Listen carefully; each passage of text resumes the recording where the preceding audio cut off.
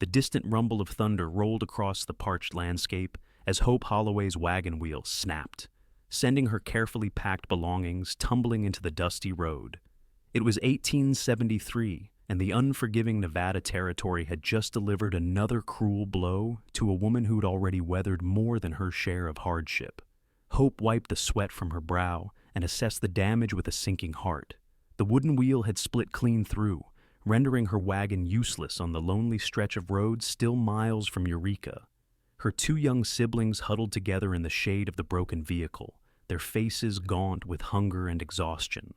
"Thomas, Mary, stay put," she instructed, forcing confidence into her voice despite the panic bubbling inside her chest. At 24, Hope had been caring for her 11-year-old brother and 9-year-old sister since their parents succumbed to fever 3 months prior. Their small farm in Missouri had been claimed by the bank shortly after, leaving Hope with no choice but to gather what little they had left and head west in search of her mother's cousin, who had settled in Nevada's silver mining country. The journey had been harder than she'd anticipated. Their food supplies ran out 2 days ago, and the water was nearly gone. Hope glanced at the children's hollow faces and felt her resolve harden. She would not let them down. The sound of approaching hoofbeats cut through her thoughts. Hope straightened, smoothing her worn dress and reaching instinctively for the small knife hidden in her pocket, her father's final gift. A lone rider appeared on the horizon, his silhouette growing larger against the evening sky. As he approached, Hope could make out a weathered face beneath a wide-brimmed hat, stubbled jaw, and eyes that seemed to take in everything at once. His clothes were dusty but well kept, and the horse beneath him was a magnificent chestnut with a white blaze down its nose. The stranger pulled his horse to a stop, a respectful distance away. "Afternoon, madam," he said, touching the brim of his hat. His voice was deep but gentle, with a slight drawl that suggested southern origins. "Looks like you've got yourself some trouble here." "Nothing I can't handle," Hope replied, though they both knew it for the lie it was. The stranger dismounted in one fluid motion, revealing broad shoulders and a lean frame. He approached slowly, hands visible, clearly mindful of a lone woman's rightful suspicions. "Name's Asher Daniels," he offered. "I was headed to Eureka when I saw your wagon. Thought you might need a hand." Hope regarded him cautiously. "Hope Holloway, and those are my siblings, Thomas and Mary." Asher nodded to the children, who watched him with wide eyes. Then his gaze traveled over the broken wheel, the nearly empty water barrel, and the thin faces of the Holloway siblings. His expression softened with understanding. "That wheel's beyond repair," he stated matter-of-factly, "and those little ones look like they could use a good meal." Hope bristled at what felt like an assessment of her failure. "We're managing just fine." Asher's eyes met hers, and something in his direct gaze made Hope pause. There was no judgment there, only concern. He glanced at Thomas and Mary again before saying quietly, so only Hope could hear, "They ain't eaten in 2 days, have they?" The accurate observation stunned Hope into momentary silence. How had he known? Pride warred with pragmatism as she considered her response. Finally, she lifted her chin and answered, "Then we'll start with bread. If you're offering help, Mr. Daniels, I accept for their sake." A small smile curved Asher's lips. "Fair enough. I've got provisions in my saddlebags, and my ranch is just a half-day's ride from here. We can load what's important onto my horse, and I'll come back for the rest, once you and the children are settled somewhere safe." Hope hesitated only a moment longer before nodding. "Thank you, Mr. Daniels." As Asher moved to retrieve food from his saddlebags, Hope couldn't help but wonder if this unexpected encounter was the first stroke of luck they'd had since leaving Missouri, or if it would prove to be yet another mistake in a long string of misfortunes. Either way, her siblings would eat tonight, and for that, she was grateful. Asher returned with jerky, hardtack, and a canteen of fresh water. He handed the provisions to Hope, who immediately called the children over. Their eyes lit up at the sight of food, and Hope felt a painful squeeze in her heart at how quickly they had learned to temper their excitement. Hunger had taught them that food was too precious for exuberance. "Eat slowly," she reminded them gently. "Small bites." While the children ate, Asher assessed the wagon and its contents. "What brings you to Eureka?" he asked, his tone conversational but eyes shrewd. Hope hesitated before answering. She'd learned the hard way that sharing too much could be dangerous, but something about this stranger's straightforward manner encouraged honesty. "My mother's cousin, Adelaide Freeman, lives there," she explained. "After our parents passed, I wrote to her. She offered us a place to stay until I can find work and get us settled." Asher nodded. "I know of the Freemans. Good folks. Nathan Freeman runs the assay office in town." A weight lifted from Hope's shoulders at this confirmation. "Yes, that's him. Have you lived in Eureka long, Mr. Daniels?" "Going on 5 years now. Came out after the war, like a lot of men." His expression clouded briefly. "Started with nothing, but ended up with a decent spread about 15 miles outside town. Not large, but it's mine." Hope recognized the pride in his voice. It was the same tone her father had used when speaking of their small Missouri farm. The memory brought both comfort and pain. By the time the children had finished eating, the sun was setting rapidly. Asher helped Hope select the most essential items from their belongings, securing them to his horse. The process was quick but thorough, his experienced hands making efficient work of what would have taken Hope much longer. "We should get moving if we want to reach the nearest way station before full dark," Asher said, glancing at the darkening sky. "It's about 2 hours from here, run by a widow named Mrs. Hawkins. She's stern but fair, and she'll have proper food and beds for you and the little ones." The mention of beds almost brought tears to Hope's eyes. They'd been sleeping in the wagon or on the ground for weeks. Asher helped Thomas climb onto the horse first, then lifted Mary up behind her brother. He turned to Hope, who was still standing beside the abandoned wagon, a conflicted expression on her face. "We'll come back for the rest," Asher assured her, seeming to read her thoughts. "Nothing worth taking will disappear overnight in this stretch of country." Hope nodded and allowed him to help her onto the horse behind her siblings. Asher took the reins and began leading them on foot, his long strides eating up the distance despite the added weight his horse now carried. As they traveled, Hope observed Asher surreptitiously. He moved with the easy confidence of a man accustomed to the harsh realities of frontier life. Occasionally, he would point out landmarks or share brief stories about the area, his deep voice carrying clearly in the quiet evening air. The children listened with rapt attention, their earlier wariness gradually giving way to curiosity. "Mr. Daniels, have you ever shot a real outlaw?" Thomas asked after one such tale. Asher's stride faltered almost imperceptibly before he answered, "Can't say that I have, son. Most folks out here are just trying to get by, same as us." "But Pa said the West is full of dangerous men," Thomas persisted. "Your pa wasn't wrong," Asher acknowledged. "But a man with sense avoids trouble rather than seeking it out." Hope felt a surge of gratitude for this measured response. Thomas had been fascinated by dime novel tales of Western adventure since learning to read, and Hope worried about the glorified violence they depicted. "What about Indians?" Mary's small voice piped up. "Are they dangerous too?" Hope tensed, but Asher answered calmly. "People are people, Miss Mary. Some good, some not so good. The Northern Paiute tribe lives in these parts. They've had a hard time with settlers taking their land and breaking promises. Wouldn't you be upset if someone took your home?" Mary considered this seriously before nodding. "I'd be very mad." "Exactly, but I've traded with Paiute hunters and found them to be honorable folk. It's about respect, you see." Hope found herself impressed by his thoughtful explanation. It echoed her father's views, which had often put him at odds with their neighbors back home. The conversation drifted to safer topics as they continued their journey. By the time the way station came into view, a squat, sturdy building with yellow lamplight spilling from its windows, both children were drowsy, leaning against Hope despite the discomfort of their perch. Mrs. Hawkins proved to be exactly as Asher had described, a no-nonsense woman of about 60, with sharp eyes that missed nothing. She took one look at the bedraggled Holloways and immediately began bustling about, preparing hot food and heating water for baths without waiting for a formal request. "You can settle up in the morning," she told Hope when she began to ask about payment. "Those young'uns need sleep more than I need coin tonight." After the children were fed, bathed, and tucked into a small but clean room, Hope returned to the main room, where Asher sat talking quietly with Mrs. Hawkins. They fell silent when she entered, and Hope had the distinct impression they had been discussing her situation. "I'll be back at first light," Asher said, rising to his feet.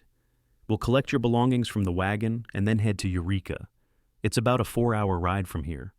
"Thank you, Mr. Daniels," Hope said formally, extending her hand. "Your kindness won't be forgotten." Asher's calloused hand enveloped hers briefly. "Get some rest, Miss Holloway. Tomorrow will be a better day." After he left, Mrs. Hawkins showed Hope to the room she'd be sharing with her siblings. Before leaving, the older woman paused in the doorway. "That's a good man," she said quietly. "Known him since he first came through these parts, half-starved and haunted-eyed, like so many boys after the war. Never known him to break his word." Hope nodded, not trusting herself to speak. The events of the day had left her emotionally drained, wavering between gratitude for Asher's timely arrival and wariness born of hard experience. "Thank you for your hospitality, Mrs. Hawkins," she finally managed. The older woman's weathered face softened slightly. "This country isn't kind to those who stand alone, Miss Holloway. Remember that." With those cryptic words, she left Hope to her thoughts. Exhaustion soon overcame her uncertainties, and she fell into a deep sleep beside her siblings, the first truly restful night they had had in weeks. True to his word, Asher returned at dawn. By mid-morning, they had retrieved the salvageable items from the wagon and were on their way to Eureka. This time, Asher had brought a second horse, a gentle mare, who carried Hope while the children rode double with Asher. The journey gave Hope her first real glimpse of the Nevada landscape in daylight. Unlike the lush green hills of Missouri, this land was stark and dramatic, rust-colored mountains rising from sagebrush plains, with occasional bursts of wildflowers providing surprising splashes of color. Despite its harshness, there was an undeniable beauty to it. "What do you think?" Asher asked, noticing her attentive gaze. "It's nothing like home," Hope admitted, "but there's something powerful about it."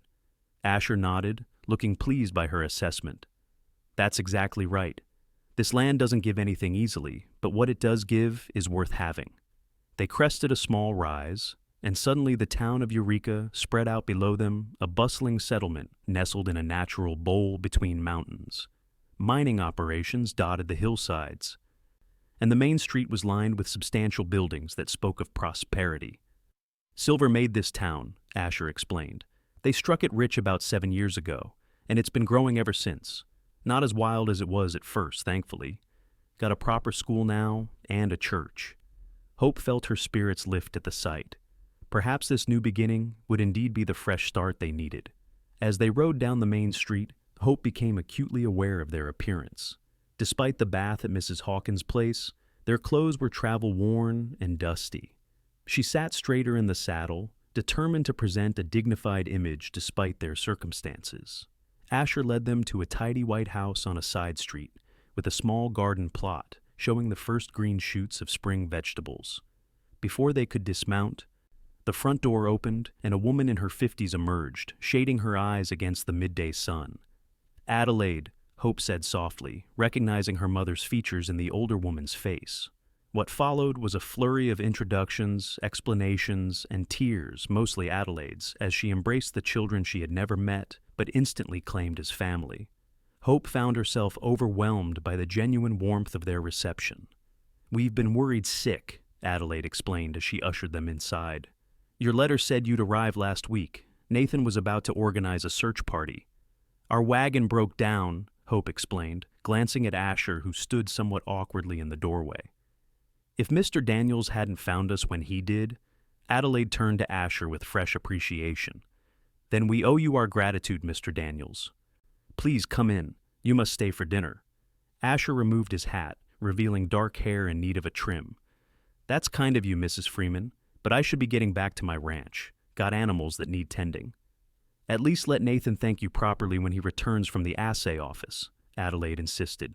"And you'll join us for Sunday dinner this week. I won't take no for an answer." A small smile tugged at Asher's mouth. "Yes, madam. I know better than to argue with a determined lady."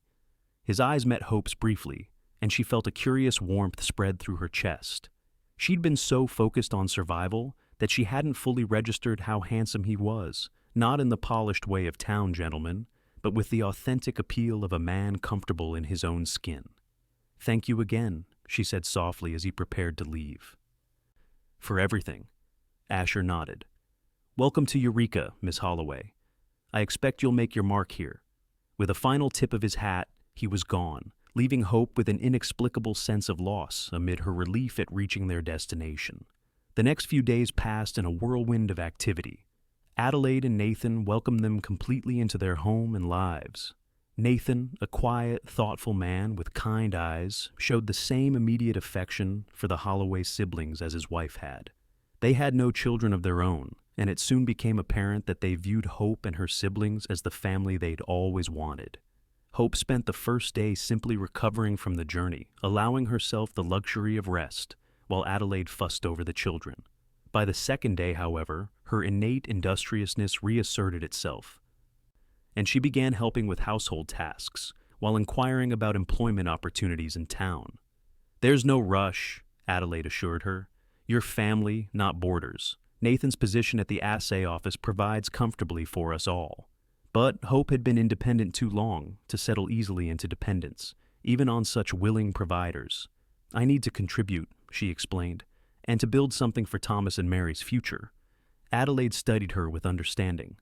"You're so like your mother, determined to stand on your own feet." She thought for a moment. Mrs. Reynolds at the Mercantile mentioned needing help, and the school might need an assistant teacher, with all the new families arriving for the mines. Hope nodded. "I'll speak with them tomorrow." True to Adelaide's suggestion, Mrs. Reynolds at the Mercantile was indeed looking for help, specifically someone with a good head for figures and neat handwriting for keeping the account books. Hope's education, more extensive than many frontier women's thanks to her schoolteacher mother, made her an ideal candidate. By the end of the week, she had secured a position working 6 days a week for a respectable wage. Sunday arrived, and with it, the promised dinner with Asher Daniels. Hope found herself spending extra time on her appearance, selecting the best of her limited wardrobe, a blue dress that Adelaide had quickly altered to fit her slimmer frame. She told herself it was merely a matter of showing proper respect for a man who had helped them so significantly. But the flutter in her stomach, as the appointed hour approached, suggested otherwise. Asher arrived promptly at noon, freshly shaved and wearing clean clothes that, while simple, were a far cry from the trail-dusty attire she had first seen him in. He brought gifts: a small carved wooden horse for Thomas, a rag doll with carefully embroidered features for Mary, and a jar of honey for the household. "From my own bees," he explained as he handed the honey to Adelaide. "Started keeping them last year. Turns out I have a knack for it." Throughout dinner, Hope observed Asher's interactions with her family. He listened attentively to Nathan's discussion of the mining prospects, answered Thomas's endless questions about ranch life with patient good humor, and complimented Mary's careful table manners, making the little girl beam with pride. With Adelaide, he was respectfully fond, suggesting a long-standing, comfortable acquaintance. When the conversation turned to Hope's new position at the Mercantile, Asher nodded approvingly. "Mrs. Reynolds is fair-minded and doesn't gossip, which makes her unusual in this town. You'll do well there." "Do you come to town often, Mr. Daniels?" Hope asked, curious about the life of this man who had so dramatically altered their fortunes. "Every couple of weeks for supplies," he replied.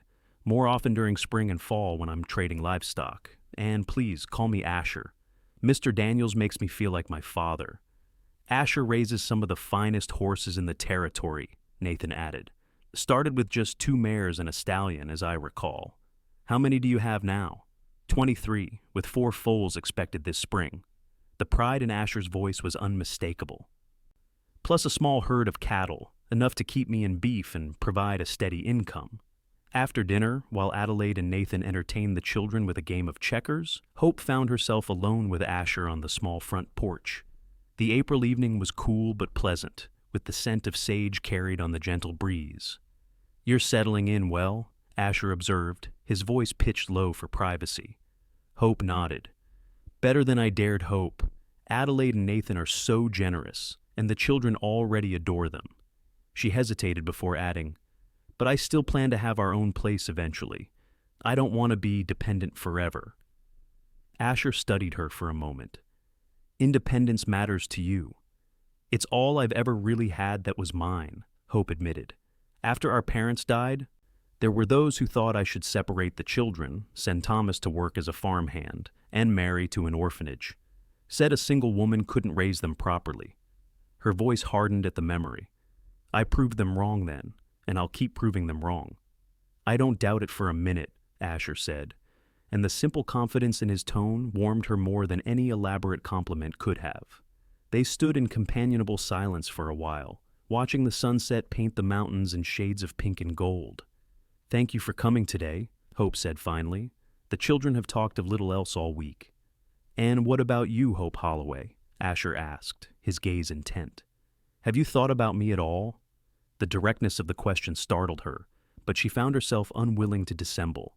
Yes, she admitted. I have. Something shifted in his expression, a softening around the eyes, a slight curve of his mouth that wasn't quite a smile but suggested deep satisfaction. Good, he said simply. Because I've thought of little else but you and those children since I found you on that road. Before Hope could respond to this startling confession, the front door opened and Thomas burst onto the porch. Asher, Aunt Adelaide says you know how to play the harmonica. Will you play for us before you leave? The moment between them broke, but the warmth in Asher's eyes remained as he turned to Thomas. I reckon I could play a tune or two, if your sister doesn't mind. Hope smiled. I'd like that very much. The weeks that followed established a pattern. Hope worked diligently at the mercantile 6 days a week, quickly proving her value to Mrs. Reynolds. The children settled into the local school, where Thomas's quick mind and Mary's sweet nature won them friends and the approval of their teachers. Adelaide tutored them additionally in the evenings, filling gaps in their education left by the disruptions of the past year, and Asher Daniels became a regular visitor to the Freeman household. He made a point to come to town every Sunday for church, after which he would join them for dinner. Occasionally, he appeared midweek on the pretense of business in town, though these visits invariably included time spent with Hope and the children. Hope found herself looking forward to these visits with an anticipation that both thrilled and frightened her. She had not expected to find any sort of romantic attachment in Eureka, had in fact deliberately put such thoughts from her mind after the disastrous courtship with William Fletcher back in Missouri. That brief engagement had ended when William made it clear he expected Hope to send her siblings to live with distant relatives after their wedding. The memory still stung, but it had taught her a valuable lesson about ensuring any potential suitor understood that she and her siblings were a package deal. With Asher, this concern seemed unnecessary. He treated Thomas and Mary with genuine affection and respect, taking time to teach Thomas about horses and listening seriously to Mary's stories about school. More than once, Hope had caught him watching the three of them with an expression that suggested he saw them as a complete unit rather than as Hope plus two inconvenient appendages. As spring gave way to summer, Asher began inviting them to visit his ranch on occasion. The first such visit revealed a modest but well-maintained property that clearly showed the care and planning of its owner. The main house was simple but solidly built, with a wide front porch and separate rooms that Asher somewhat sheepishly admitted he had added in case I ever had a family to fill them. The barn and corrals housed his prized horses, which Thomas immediately fell in love with. Mary was equally enchanted by the small flock of chickens and the vegetable garden that Asher tended himself. It's not what most cowboys spend their time on, he acknowledged when Hope expressed surprise at the thriving garden. But I got tired of eating nothing but beans and jerky. A man needs fresh greens now and then. These glimpses into his solitary life touched Hope deeply. She recognized in Asher the same determination to carve out a place in the world that drove her own efforts. One Sunday in late June, after a particularly pleasant day at the ranch, Asher asked Hope to walk with him, while the children helped Adelaide gather eggs from the chicken coop. They strolled toward a small creek that marked the eastern boundary of his property, the setting sun casting long shadows ahead of them. I've been meaning to ask you something, Asher said, after they had walked in companionable silence for several minutes. Hope's heart quickened, though she kept her voice steady. What's that? The 4th of July celebration is coming up in town. They do it up proper here. Picnic, dancing, fireworks the mining company brings in. He paused, looking uncharacteristically uncertain. I was hoping you and the children might allow me to escort you. The formal phrasing made Hope smile. As opposed to your usual habit of simply appearing at Adelaide's on Sunday? Asher's mouth quirked. This would be different, more official. Hope understood what he wasn't saying. In a small town like Eureka, attending the Independence Day celebration as a couple would be a public statement about their relationship. The children would love it, she said, deliberately focusing on the easier part of his request. Mary's never seen fireworks before. And what about their sister? Asher asked quietly. What would she love? Hope stopped walking and turned to face him directly. The fading sunlight caught the angles of his face, highlighting the earnest expression in his eyes. She would love to attend the celebration with you, Hope said, summoning her courage. Very much. Asher's smile was like the breaking of dawn, slow at first, then suddenly brilliant. That's good to hear, he said, his voice rough with emotion. Because I've been trying to find the right way to tell you that I'm falling in love with you, Hope Holloway. The words hung in the air between them, momentous and fragile. Hope felt as though she stood at the edge of a precipice, frightened yet exhilarated by the prospect of stepping off. I haven't known you very long, she began carefully. 3 months, 2 weeks, and 4 days. Asher supplied promptly, then ducked his head with a rueful smile. Not that I've been counting. The precise accounting startled a laugh from Hope, easing some of the tension. That's both alarming and rather sweet. I'm not asking for promises, Asher clarified, just honesty. And maybe permission to call on you properly, with intentions that extend beyond friendship. Hope thought of the lonely years after her fiancé's betrayal, the walls she had built around her heart, and the way Asher had somehow slipped past them without her noticing until it was too late. I think I'd like that, she admitted softly. I find myself thinking about you far more often than is probably sensible. Asher's expression brightened further, if that was possible. I can live with that assessment for now. He took her hand, his calloused fingers gentle against hers. They continued their walk along the creek, talking of small things yet acutely aware of the significant shift in their relationship. The 4th of July celebration lived up to Asher's description. The entire town turned out for the festivities, with bunting decorating the main street and an enormous picnic spread out in the town square. Adelaide contributed her famous apple pies, while Hope brought cornbread, made from a recipe her mother had taught her. Asher arrived at the Freeman house promptly at 10 o'clock to escort them to the celebration. He had outdone himself in his appearance, wearing a new shirt and polished boots. He presented each of them with small gifts, carved wooden whistles for the children, and a delicate silver hair comb for Hope. It was my mother's, he explained as he handed her the comb. One of the few things I have left of hers.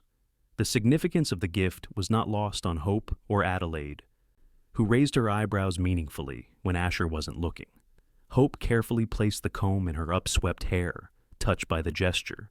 Throughout the day, they moved among the townspeople as a unit, Asher, Hope, and the children. Hope was acutely aware of the speculative glances and whispered conversations that followed them, but found she didn't mind as much as she might have expected. There was a certain pride in being seen with Asher, whose quiet dignity and evident care for her siblings earned approving nods from the more established families in town. As darkness fell, the dancing began. A makeshift platform had been erected, and a local band struck up lively tunes that soon had couples whirling across the wooden floor. Hope hadn't danced since before her parents' deaths and felt suddenly shy when Asher extended his hand in invitation. I'm not sure I remember how, she confessed. Neither do I, Asher admitted with a grin. But I reckon we can remind each other. Their first attempt was admittedly awkward, with stepped-on toes and missed beats. But by the second dance, they had found their rhythm, moving together with increasing confidence. Hope found herself relaxing into the simple joy of the moment, the music, the warm night air, and the solid presence of Asher's hand at her waist. During a break in the dancing, while the children were occupied with games organized by the school teacher, Asher led Hope to a quiet spot at the edge of the square. There's something I've been meaning to ask you, he said, his expression serious. Hope's breath caught.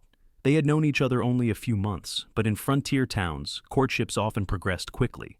Still, she wasn't sure if she was ready for what his tone suggested. I've been thinking about your situation, Asher continued. You're doing well at the mercantile, but I know you want more independence for yourself and the children. Hope nodded, both relieved and oddly disappointed, that the conversation wasn't heading in the direction she had momentarily anticipated. "I have a proposition," Asher said. "I own a small house in town, an investment property. The previous tenants moved to California last month, and I haven't rented it out again yet. It's nothing fancy, but it has 3 bedrooms and a good-sized kitchen. I thought perhaps you and the children might consider moving in." Hope stared at him, trying to process the offer. "Are you suggesting we become your tenants?" "Not exactly," Asher said, looking slightly uncomfortable. "I was thinking more along the lines of an arrangement. You and the children would have your own place, separate from the Freemans, and in exchange, you could keep my account books for the ranch. I've never been good with figures, and with the business growing." Hope frowned, suspecting there was more to the offer than Asher was letting on. "That seems too generous. The work you're describing wouldn't equal the value of renting a house." Asher sighed, running a hand through his hair. "All right, you caught me. The truth is, I've been looking for a way to help that wouldn't wound your pride. I admire your independence, Hope. Truly I do. But sometimes, accepting help isn't the same as being dependent." The honesty in his voice disarmed her. "I don't want charity, Asher." "It's not charity to help someone you care about," he countered. "And it's not just for you. Thomas and Mary deserve their own home, don't they? A place that belongs to them, not borrowed from relatives, however loving." This argument struck closer to Hope's heart. She had been grateful for Adelaide and Nathan's generosity, but she couldn't deny the appeal of having a place that was truly theirs. "I would need to pay a fair rent," she insisted. "Maybe not all at once, but over time." Asher recognized the compromise for what it was, the most she was willing to bend. "We'll work something out," he agreed. "You can look at the property tomorrow, see if it suits you." The house did suit them, as it turned out. Located on a quiet side street just 3 blocks from the Mercantile, it was modest but well-maintained, with the promised 3 bedrooms and a kitchen large enough for a proper family table. There was even a small backyard where Mary immediately envisioned planting flowers. Adelaide and Nathan were supportive of the move, though Adelaide extracted a promise that they would still come for Sunday dinners. By mid-July, the Holloway siblings were settled in their new home, with furniture partly purchased from Hope's savings, and partly contributed by Asher, who claimed the pieces were just gathering dust in his storage shed. Hope did indeed take over the ranch accounts, discovering that Asher had been entirely truthful about his lack of bookkeeping skills. What had been a haphazard collection of receipts and jotted notes became an organized system under her management. She found she enjoyed the work, which she could do in the evenings after her job at the Mercantile. The arrangement created a new pattern to their relationship. Asher would come to town midweek to discuss the accounts, often staying for dinner with the family. These visits were in addition to his regular Sunday appearances, which now included accompanying them to church before returning to their home for the afternoon. As summer progressed into fall, Hope found herself increasingly comfortable with Asher's presence in their lives. The children had come to expect him, with Thomas particularly attaching himself to the rancher who patiently taught him to ride and handle horses. Mary was more reserved by nature, but even she had developed a special bond with Asher, who never failed to listen seriously to her stories and observations. One crisp October evening, after the children had gone to bed, Hope and Asher sat on the small front porch of their home. The night was clear, stars brilliant in the vast Nevada sky, and a comfortable silence had settled between them. "I received a letter today," Hope said eventually, "from my former fiancé, William." Asher's posture stiffened slightly, but his voice remained calm. "The one from Missouri?" Hope nodded. "He heard from mutual acquaintances that we're settled in Eureka. He's considering moving west himself and wanted to know if—" She hesitated, finding it difficult to say the words. "If what?" Asher prompted gently. "If I might reconsider his proposal," Hope finished. "He says he's had time to reflect on his mistakes and believes we could make a life together after all." Asher was silent for a long moment, his face unreadable in the dim light. "And what do you think about that?" he finally asked, his voice carefully neutral. Hope turned to look at him directly. "I think he's several months too late." The tension in Asher's shoulders eased visibly. "Because of the children?" he asked, though his tone suggested he already knew the answer wasn't so simple. "Partly," Hope acknowledged, "but mostly because of you." She took a deep breath, gathering her courage. I've fallen in love with you, Asher Daniels. I wasn't looking for it, and heaven knows I tried to resist it, but there it is. The words hung between them for a heartbeat before Asher moved, taking her hands in his. Say that again, he requested, his voice rough with emotion. Hope smiled, finding the repetition easier than the first confession. I love you. Thank God, Asher breathed, and then he was kissing her, one hand gently cradling her face, while the other remained clasped firmly around hers.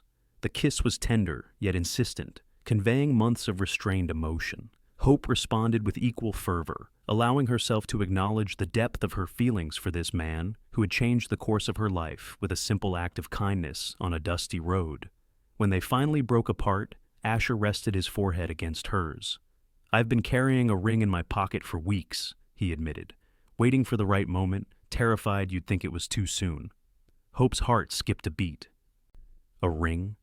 Asher reached into his pocket and withdrew a small velvet pouch. From it, he extracted a simple gold band with a single small diamond. It was my grandmother's, he explained.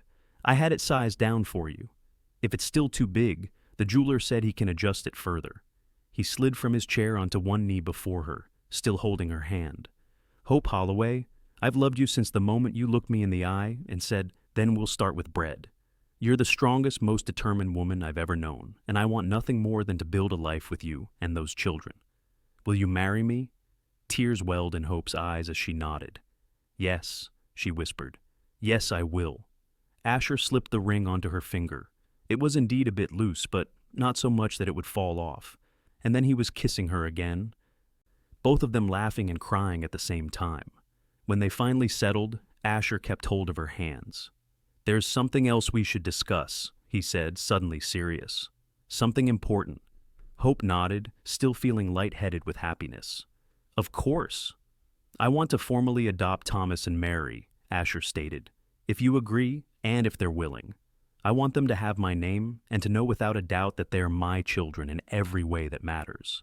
Fresh tears spilled down Hope's cheeks at this declaration. It was one thing for Asher to accept the children as part of a package with her. It was another entirely for him to actively claim them as his own. You're an extraordinary man, Asher Daniels, she said through her tears, and yes, I would be honored for you to adopt them. But you should ask them yourself. Asher nodded, his own eyes suspiciously bright. I will. Tomorrow, if that's not too soon. Tomorrow is perfect, Hope agreed. The following day after breakfast, Asher asked the children to join him in the small parlor. Hope stood nearby, watching as he knelt to be at eye level with them. You know that I've asked your sister to marry me, he began, his voice gentle but serious. And she said yes. Thomas nodded vigorously while Mary smiled shyly. Adelaide had helped Hope explain the engagement to them earlier that morning, and both children had reacted with excitement. But there's something else I want to ask you, Asher continued. Something just as important. He took a deep breath. When I marry Hope, I'd like to become more than just your brother-in-law. I'd like to adopt you both, legally, so that you would be my son and daughter in the eyes of the law, just as you already are in my heart. There was a moment of silence as the children processed this proposal. Then Thomas stepped forward, his young face solemn. Would we call you Pa? He asked. Asher swallowed hard. If you wanted to. Or you could keep calling me Asher. Whatever feels right to you. Thomas considered this for a moment before nodding decisively. I think I'd like to call you Pa. My first Pa would understand, I think. He always said a man's job is to protect his family, and you've been doing that for us. Asher's composure nearly broke at this simple statement. He managed a nod before turning to Mary, who had been watching the exchange with wide eyes. What about you, Miss Mary? What do you think about becoming Mary Daniels? Mary twisted her hands in her apron, suddenly shy. Would I still be a Holloway too? She asked in a small voice. Like Mama and Papa were? Of course, Asher assured her. You'll always be a Holloway. Adding Daniels doesn't take anything away. It just gives you one more name to be proud of. This seemed to satisfy Mary, who nodded slowly. Then I think I would like that, she decided. Asher opened his arms, and both children stepped into his embrace. Over their heads, his eyes met Hope's, and the look they shared was one of pure understanding, a recognition of the family they were creating together. bound not by blood, but by something equally powerful: choice. The wedding took place in December, a small ceremony in the Eureka church, with Adelaide and Nathan standing as witnesses. Hope wore a new dress of deep blue wool that Asher had insisted on purchasing for the occasion, with Adelaide's treasured pearl earrings as her something borrowed. The children stood beside them throughout the ceremony, included in every aspect of the service. After the simple words were spoken and the marriage recorded in the church registry, the newly formed Daniels family rode out to the ranch that would now be their home.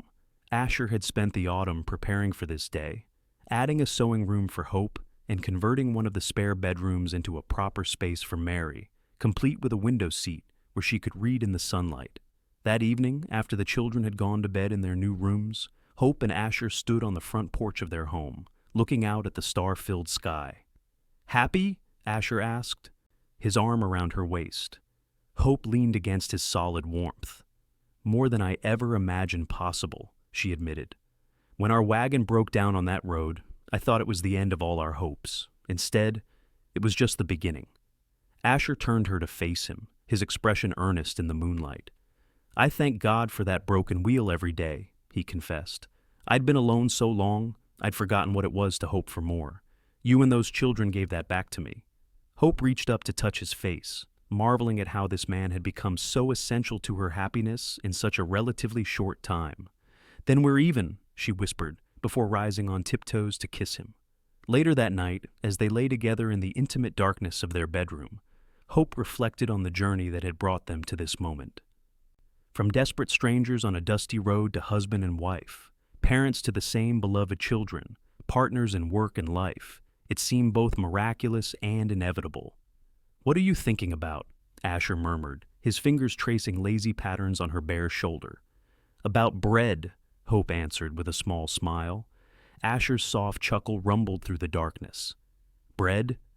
How something so simple can be the beginning of everything important." She turned in his arms to face him, though she could barely make out his features in the darkness.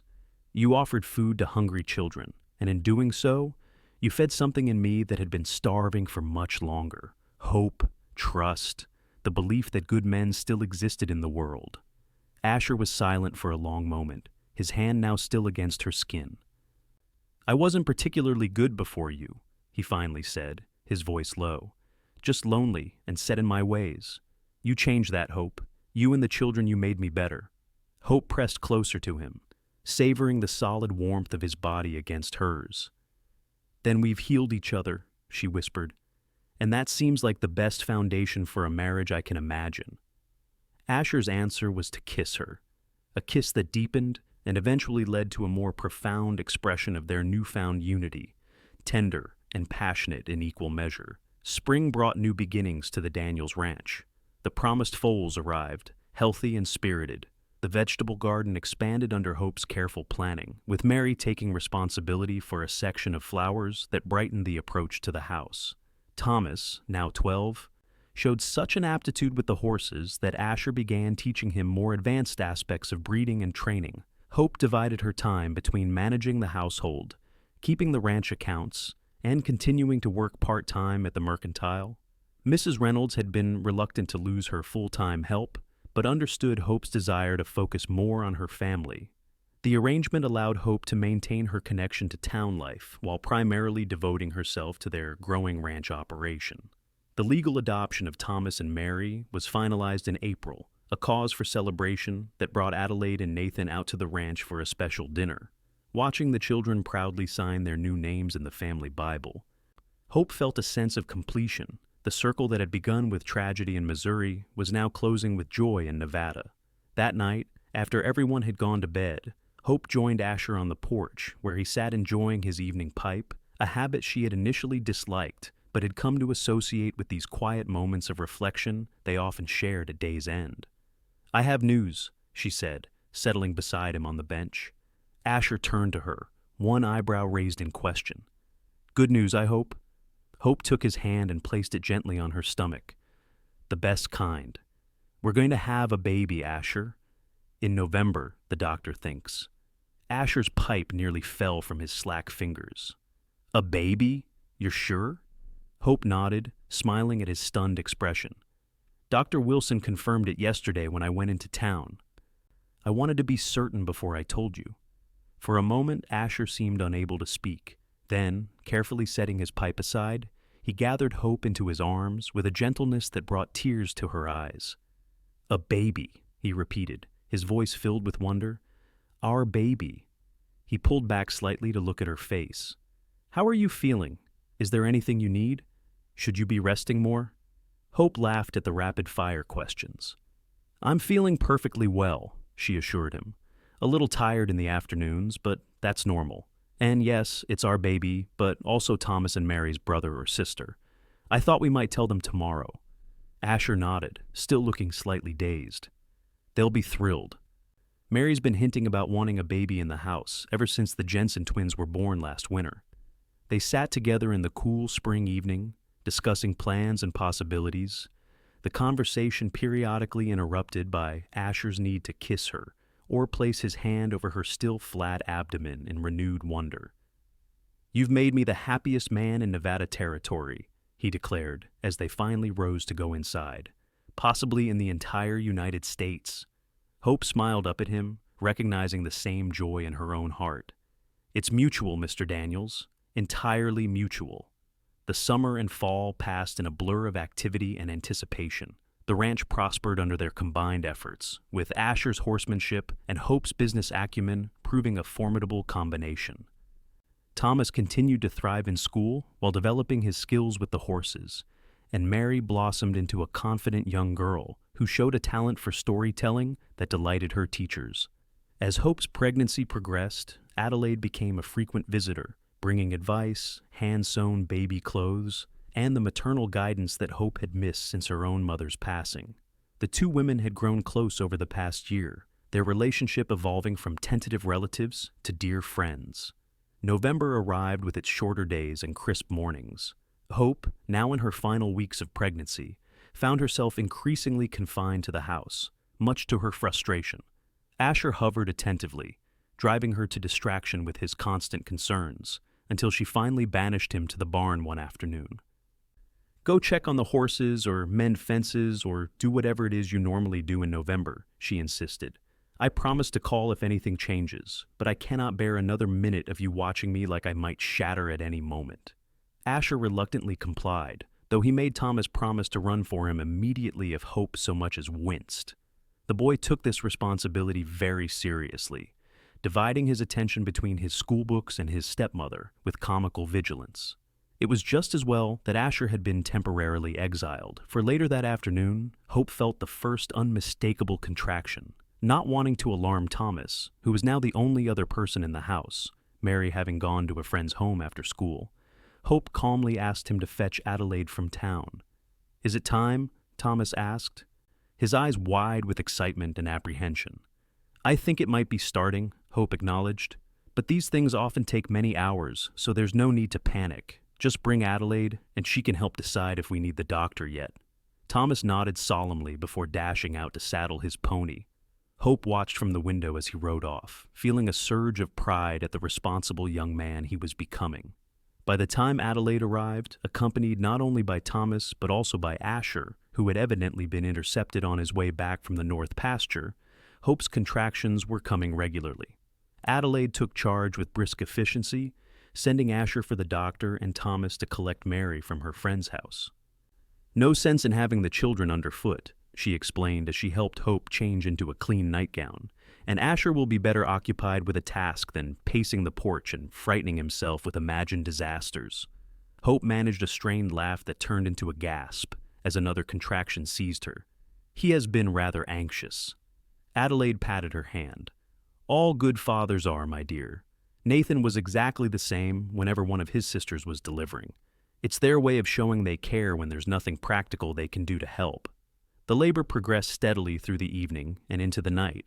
Dr. Wilson arrived and pronounced everything to be proceeding normally, though Asher's pale face suggested he found the process anything but normal. He was eventually permitted to sit beside Hope, holding her hand and murmuring encouragement as she worked through the increasingly intense contractions. Just after midnight, with a final tremendous effort that left Hope exhausted but triumphant, their son entered the world with a lusty cry that immediately set Asher's fears to rest. "He's perfect," Dr. Wilson announced as he handed the swaddled infant to Hope, a fine, healthy boy. Asher stared at the tiny face in wonder, one tentative finger reaching out to touch the downy head. "He's so small," he whispered. 7 pounds is a very good weight, Adelaide assured him as she bustled about, cleaning up and making Hope comfortable. "And with lungs like that, he'll be making himself heard clearly enough." They named him Henry Nathan Daniels. Henry after Asher's father, and Nathan after the man who had welcomed them so warmly to Eureka. When the children were allowed in to meet their new brother the following morning, their reactions were everything Hope and Asher could have wished for.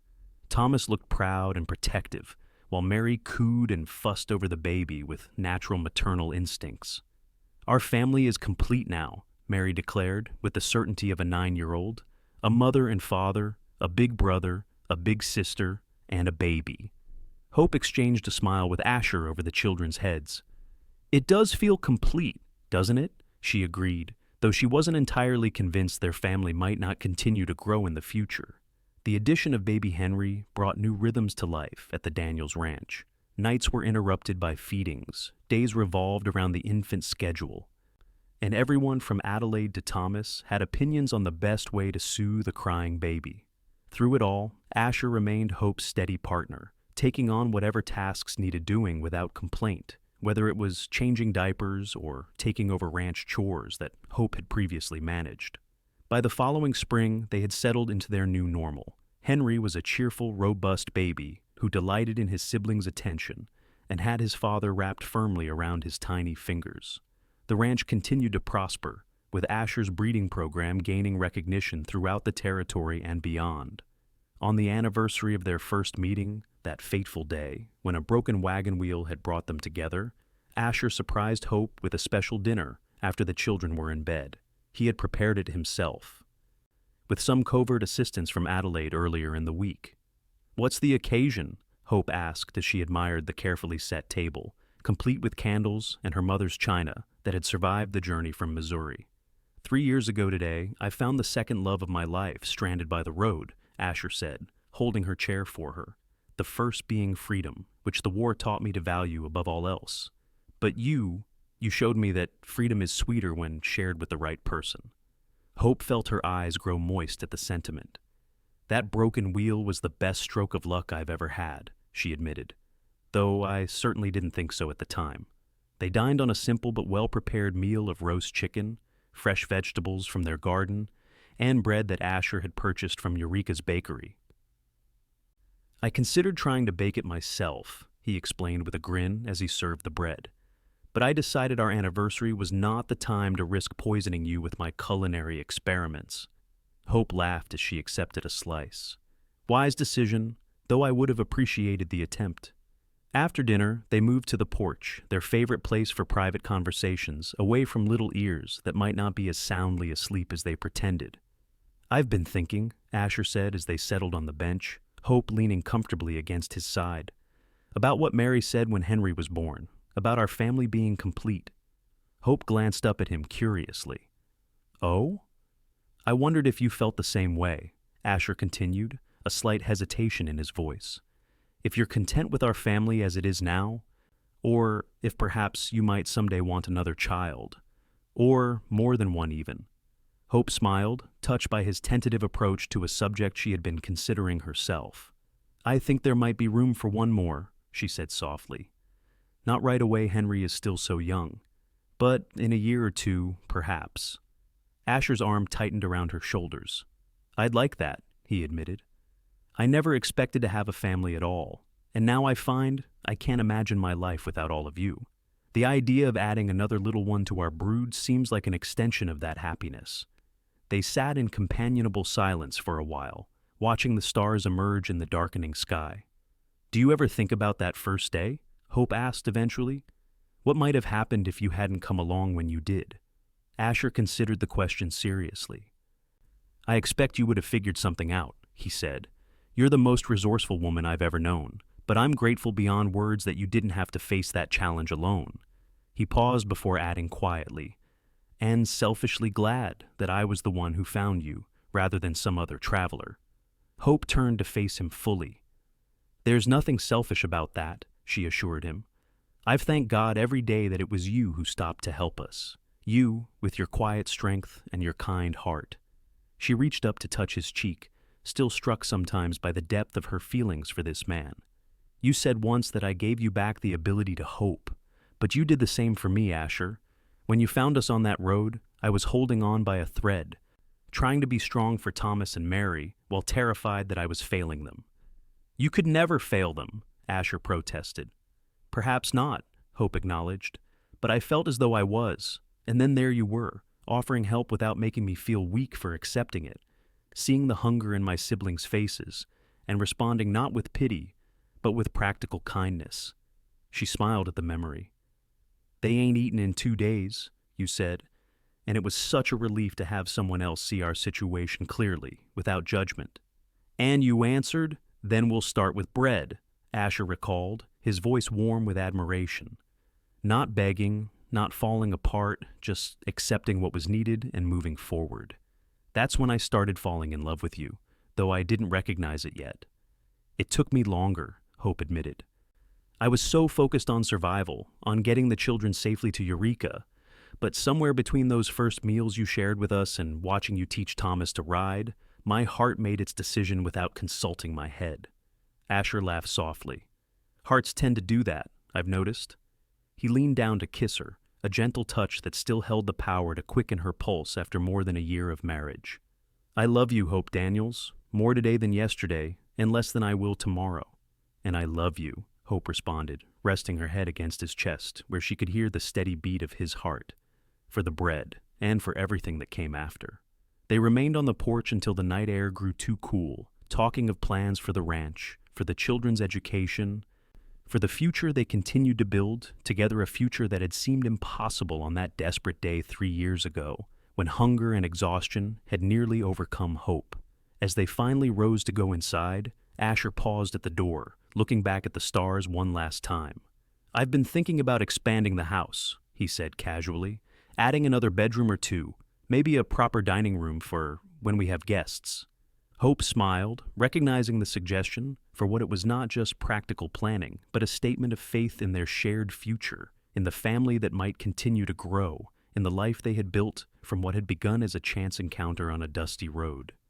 "I think that's an excellent idea," she agreed, taking his hand and leading him inside, toward the warmth and security of the home they had created together, a home founded on kindness, strengthened by respect, and sustained by love that had begun with the simple, profound act of sharing bread with hungry children.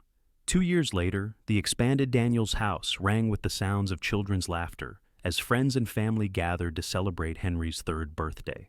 The promised renovations had indeed been completed, adding not only another bedroom, but also a spacious dining room that now accommodated their frequent guests. Adelaide and Nathan sat at the head of the table, their status as honorary grandparents unquestioned by anyone present. Thomas, now 15 and nearly as tall as Asher, was regaling his friends with tales of the new stallion his father had recently acquired, while 12-year-old Mary helped Hope serve cake to the younger children.